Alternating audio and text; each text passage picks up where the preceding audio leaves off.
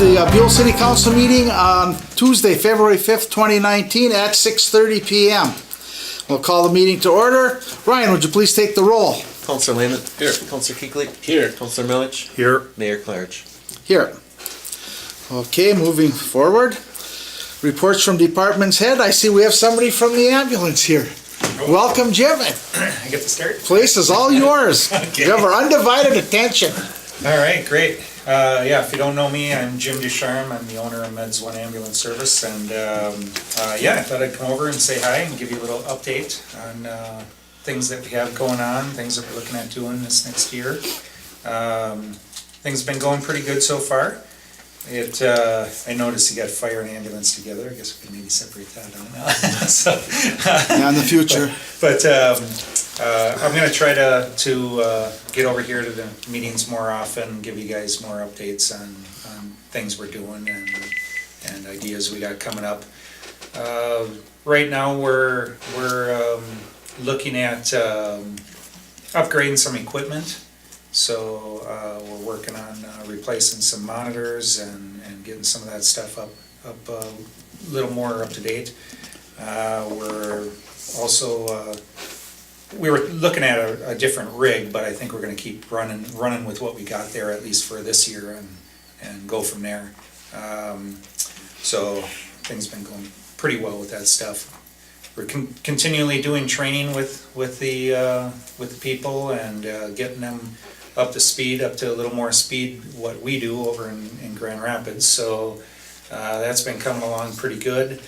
We're working on some protocol changes too, adding a little more scope to what they do, so they can do a little more for the patients, like IVs and some other things like that. Adding a few more medications to the list for them to carry too. So we're expanding a little there.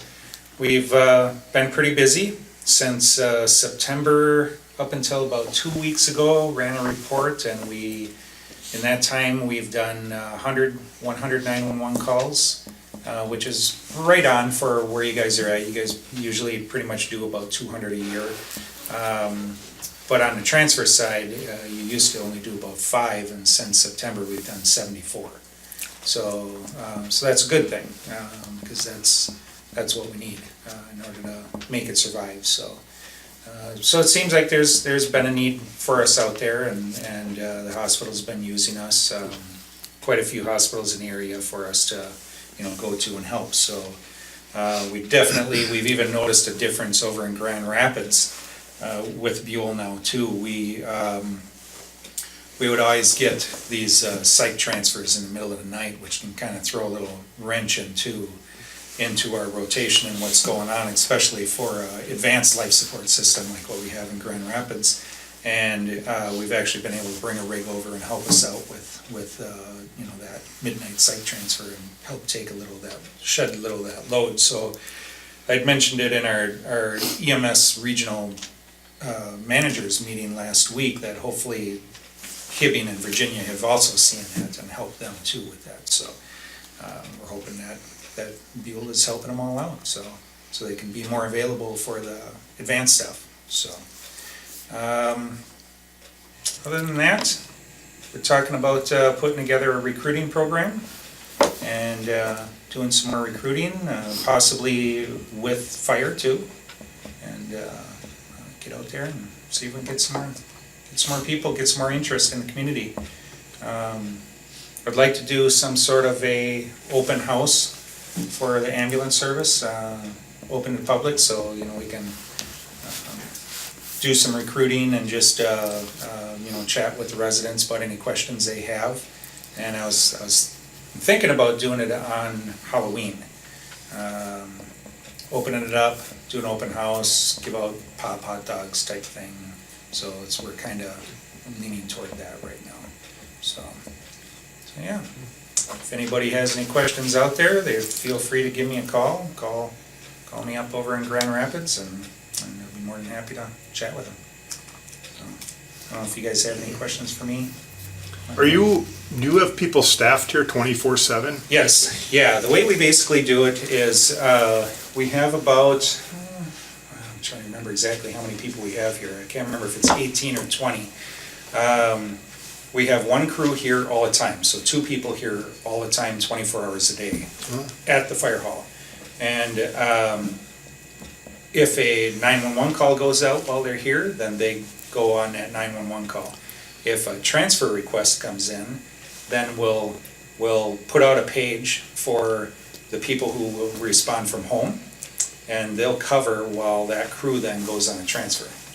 So, because we always have to, ultimately, the license says we always have to have at least 1 rig in our primary service area, and we have to, we have to have it staffed all the time.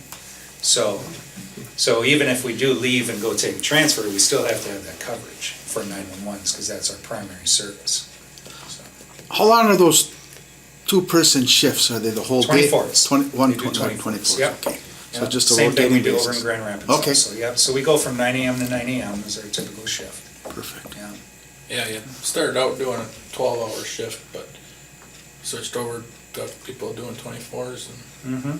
and if you guys don't know that I work for Jim too, and I'm one of the people that stay at home, and when he pages out for home people, we go on a clock. I mean, it's worked out Yeah, very well yeah. for We have a Perfect. group of people who like to do the 24s and, at the fire hall, and we've got a group of people that like to do the on-call from home, like Stuart, so it works out real good, yeah. Sounds like you're covering everything, and that's quite a few transfers. Yeah? So, Yeah. and that's what Yeah. that was your goal in mind, so hopefully you're Yeah. meeting your goal. Yeah. Other than that, we've been meeting with Chisholm and talking with them, because Buhl worked so closely with Chisholm before, and trying to keep that relationship going too, and yeah, that's about it. Have you started any of the renovations, or is that still? No, I'm actually in the process of looking for a contractor right now, Cool. and trying to find somebody, local to do that work, but we just have some temporary stuff up right now over there, but yeah, I'm actively looking right now, trying to get that moving, get that project moving. There's temporary walls that were put up. Yeah, so, Super. yep. Okay, any other questions from the council? If not, thank you, Jim. We look forward to seeing you Yeah, thank you. periodically and updating us. Yeah, that's right. And we'll be over to visit Yeah. when it's warmer, as we Yeah. always say. So. But we'll make sure that we're there for your open house too, so. Sounds good. Thank you. Thank you. I don't see anyone else here for reports. No one signed up to speak, did they? Mr. Mayor, can I speak on recreation and sheriff? Absolutely. So we'll go with that first then, Stuart. Recreation, we didn't have a meeting at all yet, but I have a note that we're still looking for one of the people that won the lighting contest hasn't come and received their $50 check. Okay. So we're looking for that person. And then the sheriff's thing, we have 11 shifts in the month of February for the sheriffs that are all filled, so they'll be out throughout the month. And I don't know if in the last year we made it so that I was the liaison person for the sheriffs, but I don't think there's need for that anymore, but. Okay. When you say a shift, Good job, though, Stuart. yeah, you should keep that up. Ryan is doing a good job too, so. Thank you. When you say a shift, is that a certain X amount of hours or? Yeah, 40 hours Okay, so, every pay period or week, 2 weeks. So they're here 8 hours for a shift. So it's some weeks it's 3 shifts a week. Yeah. Some days it's 2 shifts a week. So however it works out. and they're always on call 24/7, so, okay. And just to add that the sheriffs have been doing quite a bit of training at the school for the residents, so usually if you see a big group of people up there, they're doing some type of training. They did have a sign up last time, which Did I they? thought was nice. Yeah. Well, I guess I'll ask anybody else here that has to report on anything on department heads or committees, and if there is none, then we will move on to council additions to the agenda. Ryan, this is just gonna be substituted for the one on the cold water temperature, the trickling. Correct. Okay, so we don't have to add anything, so we'll move on to the citizens forum. believe anybody signed up, so we'll keep going. Gary, do you wanna? Yeah, I got it. Oh, I didn't see Things. if you signed up. All the city's doing a real good job plowing and stuff. And the only gripe I got is when I was gonna talk to John since he's not here, but before when they plowed, they always leave a big windrow in front of a guy's alley. You know, and they can't help it, but if somebody had to get out in emergency, they couldn't get out. And I don't know how you can solve that problem by going around, you know, how you can do that, because there's a big ridge and a lot of people can't get out. Are you talking about like at the Yeah, end of the alley? or when they? yeah, the alleys, when you come out, when you go down both sides of the road, there's big Okay. berms on both sides of the alleys. And there's, you know, and it's, sometimes it's maybe a foot, 2 feet deep. It's locking their cars in the garage is what you're Right, yeah. basically saying. Right. Well, I don't know how, I don't know how you can solve it if you could, but you know, you got the guys plowing and stuff, if you could have somebody, you know, go by, at least clean one side of the alley out so you could get out one side of the alley. well, that's the loader, right, that goes down the alley, correct? Okay. Correct. Maybe we'll But just he's have always to, busy on, you know, it's hard to, yeah. so We I don't can't- How know. long do they generally, is that windrow there? Well, till the town gets plowed, until, you know, to the, you know, the time the loader's way up here working, then the time to get way down our end, it's, you know. At the end of the day? Or? Yeah, Usually it's right. up to the individual person getting their car out that would have to shovel an opening, correct? He's talking the end of the Well, alley. the end of the The alley. end, yeah, not, Yeah, no, not in the alley. no, not Well, the well, alley. we should consult with the people down there and ask them, and Yeah, it'd be nice if we could take care of it a little bit quicker, I know, but, you know, everybody wants to get opened up right away, yeah, too, but so some it's guys couldn't get to work. 'Cause, you 6 to know, 1 and half a dozen. You know, to it's the other. not bad if you just get 4 inches, you know, you can drive through 4, even if Yeah. it's, you know, if it's this high, you can go through Like this 4. last one, this Right, one. yeah, last one wasn't bad, but if you get more than 6. Which we have the potential for tomorrow night, so. Exactly, right, that's, One thing I've talked to the public works guys out is if we are expecting a bigger storm, they will be out a lot earlier than normal to hopefully get, so people can get to work out of the alleys and things like that. Yeah, there's people leaving for work anytime after 5 that's- AM, I'm assuming. And Gary, right now, we're down a guy, aren't we? Correct. So, I mean, we only got 2 guys that are, But we have Tony on call, On call. so he might be getting called on tomorrow night, early Thursday morning, so. I've noticed, like up by my house up there, we don't have an alley up there. But anyway, usually we get the grader up there and what he does, which I've noticed, I watched him, when he comes by, he'll swing the blade, you know, if he's coming down, well, whichever side he's going, he'll swing the blade, if there's a driveway there, he'll swing it out. So you don't get that big windrow in your driveway. Maybe that's something that could be, he could be Yeah. told to do that. Because I don't know how else you're gonna correct this. yeah, I don't either. Like you say, you'd have to have somebody, you know, on a load or something going, you know, trying to keep up with it, Well, you know, you can't. Then they're going in opposite Yeah, they're directions. going opposite directions, yeah. right. Well, Ryan, if you'll carry this on to the people tomorrow, and then we'll see what we can do.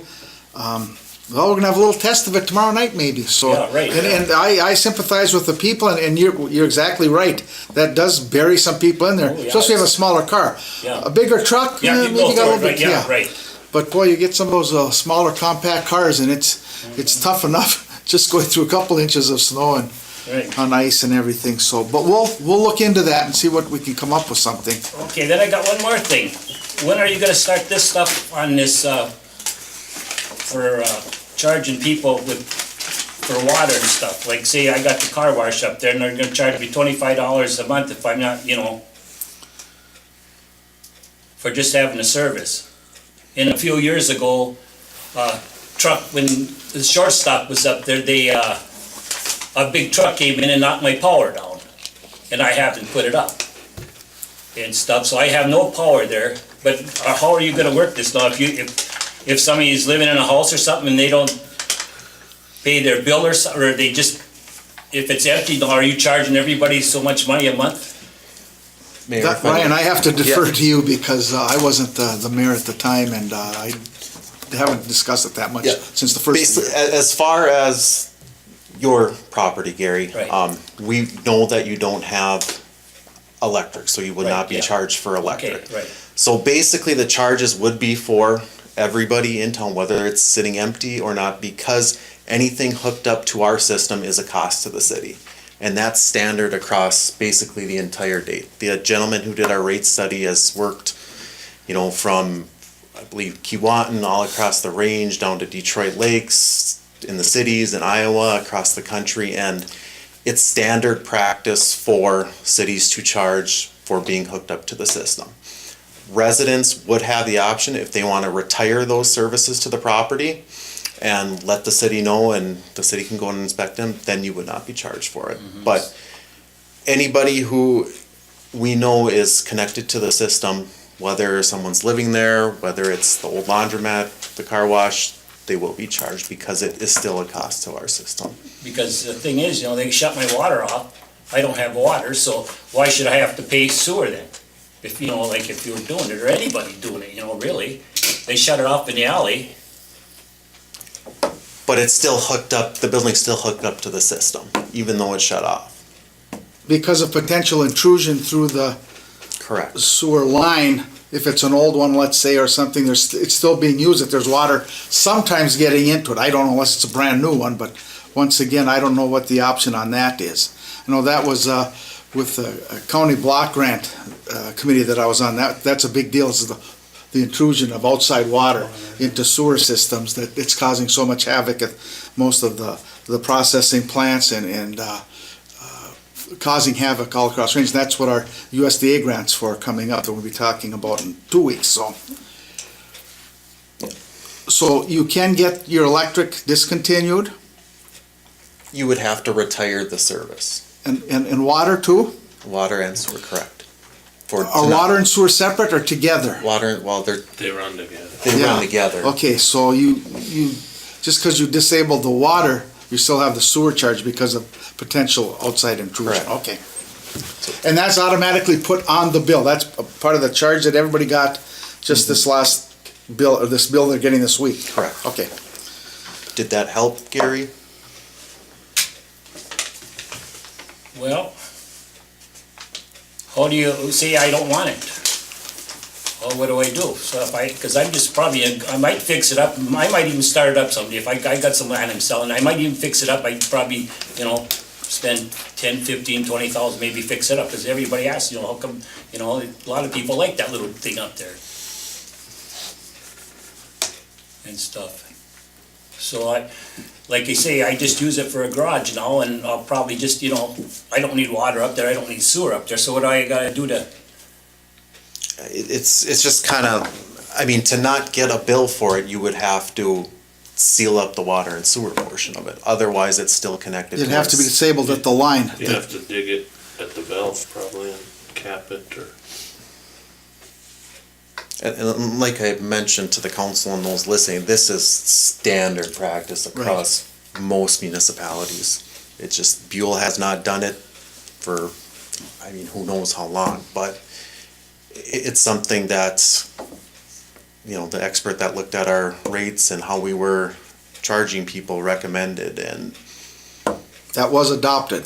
Yeah, Correct. because we had a guy come in last, he was up here in, I believe, October, November. yeah, and he did a rate study and come back to the council with rate changes for power, water, and sewer, because we're losing money on our utilities.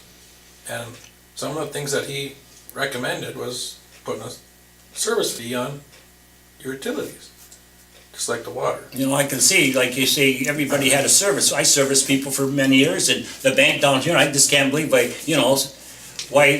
that something like this has to happen, really. Because it's still a cost to the city by being hooked up to our system. That's the best answer I can give you. There's still a cost associated with that hookup. So abandoned buildings will still have the Correct. the fee unless they stop the service, and the only way you can stop the sewer service is you have to go in there, dig it up, and cap it off. Correct. And then if anybody ever got that property again, they would have to go back in Yeah, and redo reopen it right? again. That's Yeah, like I but- say, it's, I can't believe it, you wanna cap it off, like you say, you got a shut off right in the alley, and stuff, so. And the city has to do that, right? I can't dig in the alley. Correct. Yeah, that's Yeah, one thing I can that's- say, I don't know, Well, that's pretty standard right now for the city, so. Okay. Good questions. Excellent. And it's making me think about a couple things too now, so that was, well worth it. Okay, we'll move on to the consent agenda.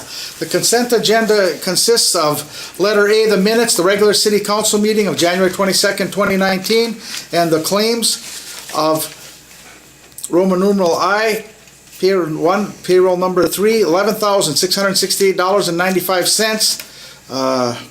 Number 2, AP, $28,614.48, for a total of $40,283.43. Is there a motion to approve the consent agenda? I would make that motion to approve the consent agenda. Is there support? I'll support. And supported. Any comments, further discussion? Stuart? Hearing none. All those in favor of the motion, signify by saying aye. Aye. Those opposed, same sign. Motion carried. You know I was always gonna wait for you. Okay, we'll move on to business. 7A, public hearing authorization, discussion, approve or reject that. And quite simply what that is about is we were gonna hold a public hearing to discuss the draft that, or the grant that we're looking for.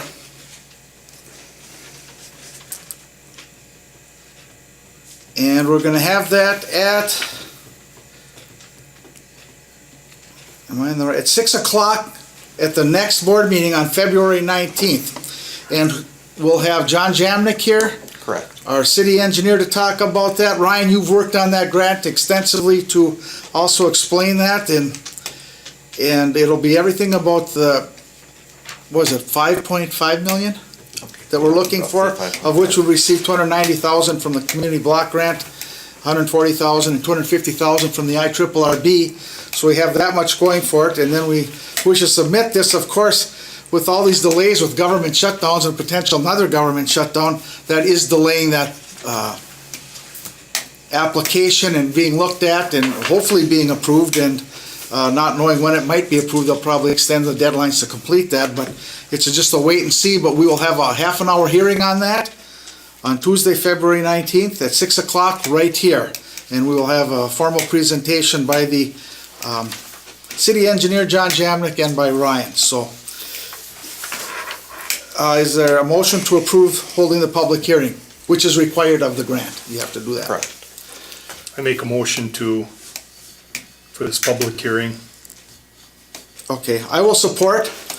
And just to move this along, any further comments, questions from the council? It's pretty straightforward. I went through that engineering study, and it looks like they grade our sewer and water system good, fair, and poor. And they had 27 lines in the city here, I think most of them in the older sections in the alleys, that were in poor condition. And that equates to that 5.6 million. Is this something that we're looking at doing like this year? But usually on a poor grade, it's 0 to 5 years, or what are we looking at here? We're looking to start this project this year. The main point of this public hearing, to go along with obviously the USDA grant, is the Minnesota Pollution Control Agency has a project priority list that currently the city's on to hopefully get some additional funding, to go towards this overall capital improvement plan. And the public hearing is part of that process. So that's the main reason. So it's just additional money that the city's hoping to get to offset some of our costs. We'd hope to begin at this, but who knows now when this could get approved with all the government issues that are going on right now. But it was the hope that we could start sometime late summer? Correct. We actually, I was going to mention it a little later, but our USDA app is actually going to meet with us this coming Friday to finalize our application so we can get that in. And the deadline for submitting that is? There's not really a deadline, it's just more of a rolling application, but obviously the sooner we get it in, the better. Okay. Further comments, questions? Hearing none, all those in favor of the motion signify by saying aye. Aye. Those opposed, same sign. Motion is carried.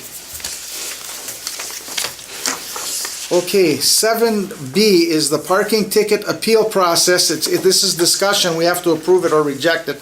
Ryan, do you want to carry that and go through that with the public for us? Sure. Basically, I had a meeting last week with Chief Manor from Chisholm, and we do have ticket books, which we will be starting to write tomorrow. One of the things he suggested is that the city of Buhl have an appeal process in place, because any questions on tickets that Chisholm may get from Buhl, they will refer back to us. So he recommended that the city just have some type of process put in place. And through my conversations with him, he said there was a number of ways we could do it. First one will be that authority for appeals on whether to void a ticket or not would end with the clerk. The council can also have that authority, or the council, if they chooses, can appoint some type of review committee to go over parking tickets. One thing to keep in mind for the council, as these tickets, once they're written, they need to get to Chisholm for processing. So there cannot be that much of a lag time if a committee or the full council wants to review these parking tickets. And as has been discussed, parking tickets are going to be written because people are violating our ordinances. I don't really see the need to have an elaborate appeal process, but it's just part of the process where it should be in place to do so. So with that being said, I would recommend that the council just authorize the clerk to have the final say if anybody wants to try to appeal a parking ticket. I concur with that. I think there should be one point of contact so that you don't have different people being asked different questions. It goes right there. It develops consistency and it's fluid throughout the whole time. So I'm strongly in favor of what Ryan has recommended here. And then I guess as long as we're just on this subject, we do have a snow event coming tomorrow, and I really think our residents better pay attention to the calendar parking and leaving things. I drove around after this last little blurb we had, and I'll tell you, there were people on both sides. You saw where they went around, but it was only this much snow. I can't get too excited, but if we get an 8-inch, that's going to put people in. It's going to make it tough if there's cars fairly close to each other for our equipment to get through in a safe manner. And so tickets most likely could be issued starting tomorrow night. So just as a notice to the public. So I would entertain a motion that we authorize the clerk to have the appeal process and the final say regarding any parking ticket appeal. Also move. Okay, it's moved by Stuart. Is there support? Support by Paul. Further comment or discussion on this topic? Hearing none. All those in favor of the motion signify by saying aye. Aye. Those opposed, same sign. Motion is carried. We are now on, not too far. On to C.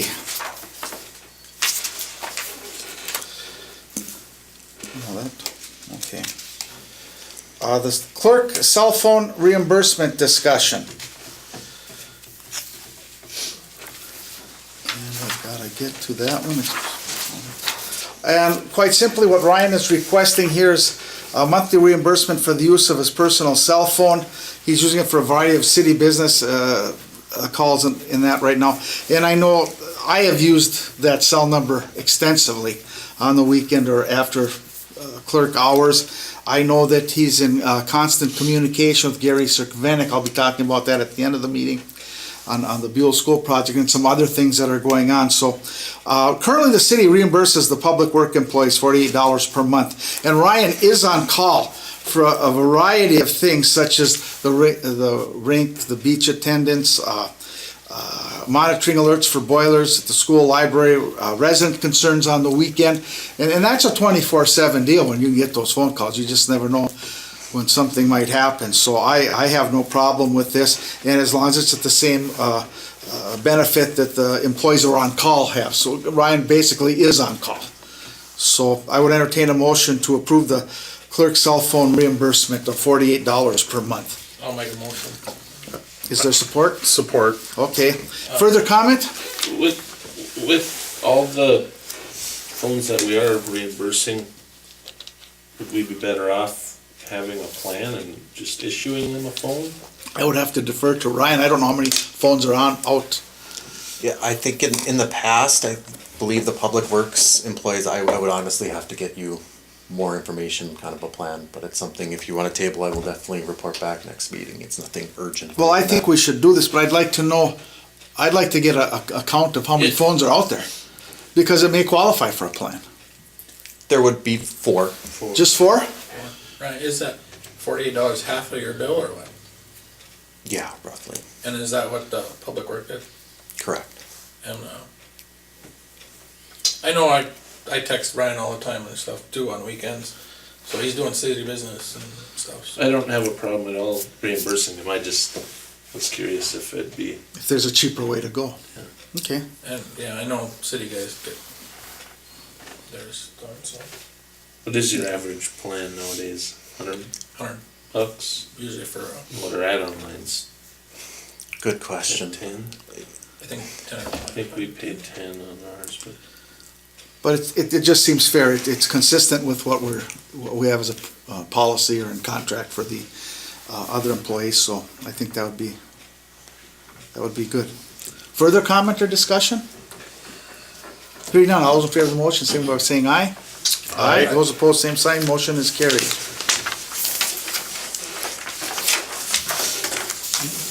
Okay, next we're gonna have a water temperature update. I'm just gonna find the new document we had. It's different than what we had in our packet, gentlemen. So, I'm just gonna read a few of the current water temperatures around the city. We are monitoring, the city is monitoring so that we don't have to worry about freeze up, and at some point, we may have to trickle yet here fairly soon. But just some basic numbers for everybody. The current water temperatures from this morning, is that today then, Ryan? Correct, Okay. this morning. The curling club was 36 degrees, library 41, senior center 38, skate shack 40, old fire hall 35, city hall 40, city garage 41. So what we want to do now, we were gonna have a motion to allow trickling tonight, but we're gonna wait through the weekend. Now, it's supposed to get fairly cold over the weekend, so what we want to do is we want a motion to authorize water trickling in the event water temps drop into the low 30s at the discretion of the city hall. And of course, the city workers will keep Ryan on top of that.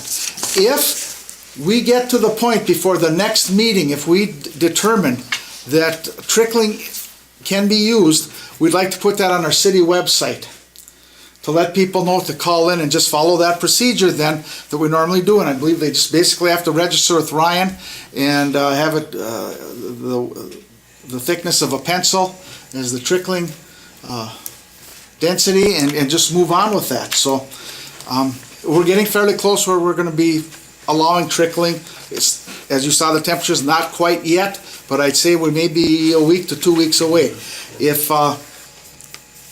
If nothing happens until the next meeting, we'll check again, we'll report back on if we will allow it. But if we have an emergency where, let's say it gets to be 23 below for several days and does create a problem, we will go on our website and put it out that people can start trickling immediately after contacting the city. You have to contact the city first, you can't just do it. So, anything to add to what I've said, Ryan? No, I would just keep in mind that the city will continue to monitor the water temps daily. Obviously, upper 30s, high 40s is way too high for the city to start authorizing trickling. And just for residents who may have older houses, poor insulation, we had a couple instances this week where the temperature in someone's basement was 22 degrees, so their water froze. So you kind of have to be, as a homeowner or someone living there, kind of cognizant of where your pipes are located, where they're coming in, whether they're insulated, things like that, because unfortunately that is, the residents' responsibility and not the city's. And there's a lot of different depths, I think, of water lines, because they're Correct. going back to early 1900s when some of these might have been put in, so. Just before I ask for a motion, is there any comment from the council itself on? Pretty straightforward. Okay, I'll entertain a motion then to authorize water trickling in the event the water temps drop below or drop into the low 30s at the discretion of the city hall. And this is because we don't have a meeting for 2 more weeks, and I'd hate to have something happen if we can get that announcement out there and hopefully people have access to that. Do we post that anywhere that Yes, Cycling we maybe would is- post it, obviously, at City Hall, Post Office. Okay. We usually put one at Shortstop. So I mean, Library. at least the post office where most people get to at least once every other day, so, I would make that. okay. Is there support? I'll support. And support by Stuart. Last chance for a comment? Hearing none, all those in favor of the motion signify by saying aye. Aye. Aye, those opposed, same sign. Motion is carried. Other business or council comments? Mr. Mayor. Yes. I got one. Jim, this is kind of for Jim. You know our law enforcement guy is Jason Ackerson, you know that? I don't. Well, our guy that we talk to the most is that Jason Ackerson with the Sheriff's Department. He's got an office in Hibbing at the courthouse. Another question, I suppose you haven't been contacted about their trainings that they do? No. At the school? They've been doing some trainings. I don't know if they're doing like school trainings or what kind of trainings, but I know I talked to one of the sheriffs one time, he said that place works out really well for them to do their trainings for running their dogs and all kinds of stuff. Sure. And I noticed last time they did have Virginia ambulance over here. Oh. Helping them, whatever. And I don't know if you'd wanna be, Yeah, I mean, our people might be more available than Virginia, possibly even. or just get in on it and, you know. And there's a little issue with the PSA there too, with the primary service area. For Virginia to come over and do standby, all they can do is first respond, they can't transport without our okay. Right. Which we would be okay with them doing it. I mean, if they wanted to come over and do standby for the people, it's fine with us. But they still should, yeah, we should have a discussion and talk with who's all involved. If you in wanna what they're doing over there. Call Ryan tomorrow and you, Ryan, can call Jason Ackerson, let him know, you know. Yeah, if there's anything we can help them with, we'd love to. Well, that's strictly Right. training that the sheriffs are in there now, and BCA or whoever they have, correct? So that's our service area. Let's say that school does get popular with something, we'd be number one to that. Virginia's just, I suppose, for training for them, if there's an incident Yeah, over it's not on that end of the range. I suppose Yeah. what they did was talk to Virginia, and Virginia said, But that's good training for your people too, I Yeah, mean. yeah, it's not uncommon for for Virginia EMS to follow their SWAT team into other okay. service areas and provide them, coverage for EMS, so, yeah, we've seen that in other places too. So. Perfect, that'd That be is good. nice. But it'd be nice, yeah, it'd be nice to know when they're doing the trainings, if there's anything we can help with, or just so it's kinda in the back of our mind and, that we can tell our crews, hey, there's some training going on, so just so you know. Great collaboration between you, us, them. Yeah. And then also for, if you're called out of the area Yeah. too, that, And we know we're going into a practice, not a real school. that helps a little bit. Just a little bit. It never prepares you for the real thing totally, but pretty close. And maybe just to have your people familiar with that building, because Oh, it's yeah. pretty, It's big. It's huge, what, Big. 180,000 square feet? it's confusing at times to, first couple of times you get kinda turned around. Yeah. Yeah, that's a great idea. Yeah, Okay. I'd love to talk with those guys. I didn't know if you were aware of, our St. Louis County Sheriffs, what they did, so. Oh, I don't know, Brian, you got a question on there? No, I'll send Jason an email tomorrow and just put you guys in contact. sure, that'd be fantastic, yeah. Well, Stuart, you have the floor if you want to continue on anything else. No. Well, congratulations, by the way, on that earth-shattering event, and it was lit up very well, and we'll just leave it at that. Paul, any comments? I'm good, thank you.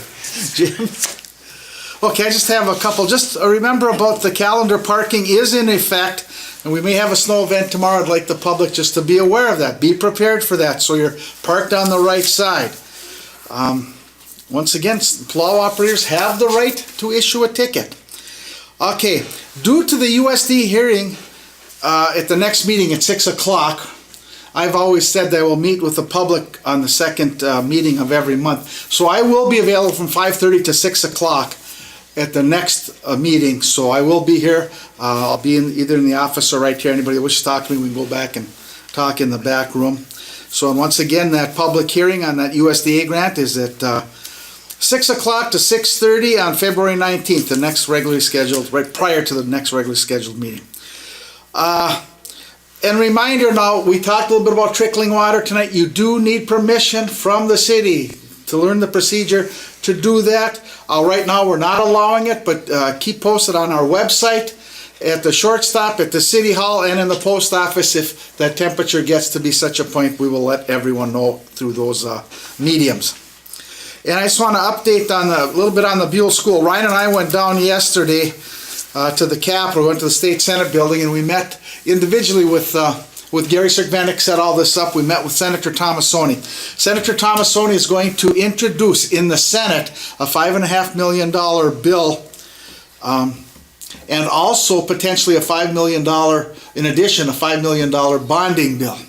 And that has to work its way through everything. So, but Senator Tomassoni is carrying the freight on that right now with the help of Gary. Gary's working on him with that, along with Ryan and I. And then we also had Connie Ross and Jim Christmas from North Homes. They were down there yesterday. So after that meeting with Senator Tomassoni, we had set up another meeting with Senator Senjum. Senator Senjum is the committee chair of Human Services, which this would go to first. It would still have to go before the bonding committee, it would have to go through Human Services Committee, maybe some other committees, but it has to start somewhere with Senator Tomassoni introducing the bill. But Senator Senjum is the committee chair, and he came and attended our meeting, and they brought several of the key staff people that work for the Senate down there. We had somebody from finance, we had a person from former Senator Tony Lurie, who is now the head of Human Services for the state. He's a commissioner. He was there, and we had finance people there. We had experts on what we're trying to do, asking us questions. How are you going to do this? How are you going to do that? So we met with Senator Tomassoni for half an hour. Then in that other committee, Senator Senjum had a previous committee meeting that he was at. He was there about a half an hour, Ryan?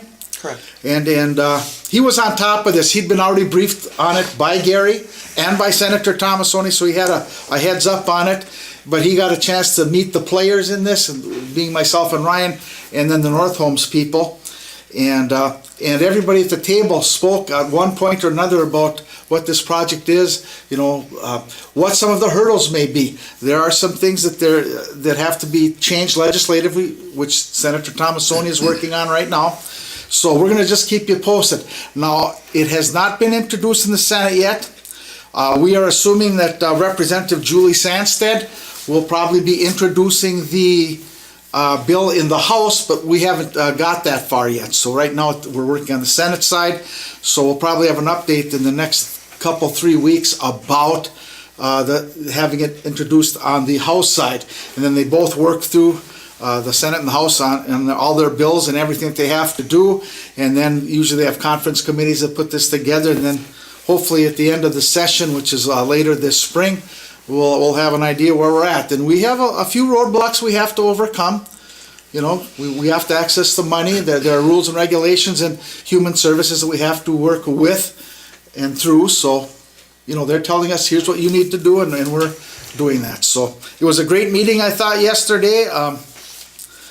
And we'll keep you posted at the end of every meeting how that's going along, and when the House finally gets around to have it being introduced there, which I think is going to be fairly soon, we'll let you know.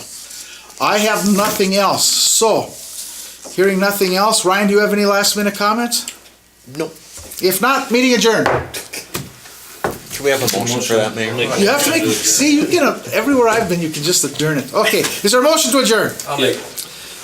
I'll second. It's moved and supported now. All those in favor, signify by saying aye. Aye. Adjourn.